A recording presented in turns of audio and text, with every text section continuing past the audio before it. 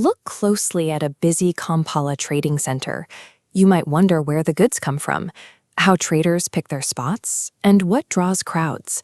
The same questions apply when you see the neat rows of a Fort Portal tea plantation or walk past a local brickmaking site.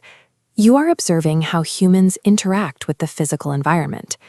To answer these questions accurately, we use a structured process called fieldwork. This means stepping outside the classroom to observe, measure, and record the real world firsthand. The fieldwork cycle breaks down into 5 steps: identifying a problem, preparing tools, gathering data, analyzing findings, and reporting conclusions. By following this sequence, you stop guessing why a place looks this way, becoming a researcher capable of proving it. Let's apply this to a specific location. If you visit the steep hills of Kisoro, you might notice heavy soil erosion. Soil erosion is a broad topic. To study it, you must narrow it down into a hypothesis, a specific, testable prediction. For example, poor farming methods cause soil erosion in Kisoro. This gives your investigation a clear target. Before you can test that prediction, you have to prepare. In Uganda, a non-negotiable part of this stage is securing official permission, usually by informing the local LC1 chairperson about your study. Without a clear hypothesis, your research has no direction, and without local authorization, any information you collect breaches community trust and lacks ethical validity. Once approved, you enter the field to collect primary data. This is information you gather firsthand, rather than reading about it in a textbook. You rely on 2 tools. First, quantitative tools, used to measure physical phenomena and generate numerical data, like calculating river speed with a stopwatch. Second, qualitative tools, capturing human context by recording opinions and histories, like interviewing an elder about shifting rainfall.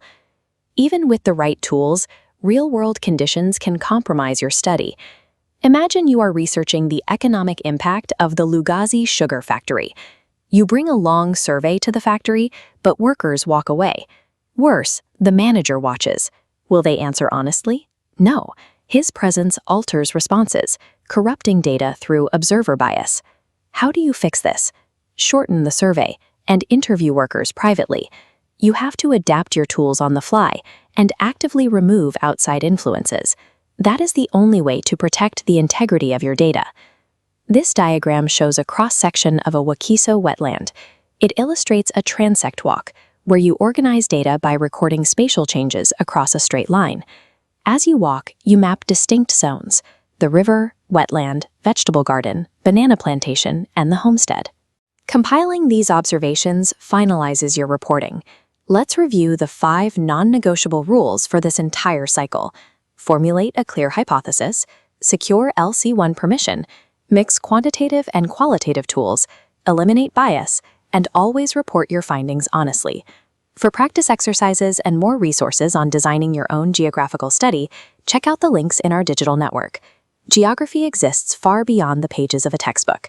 True mastery requires stepping out of the classroom, asking precise questions, and investigating the real world for yourself.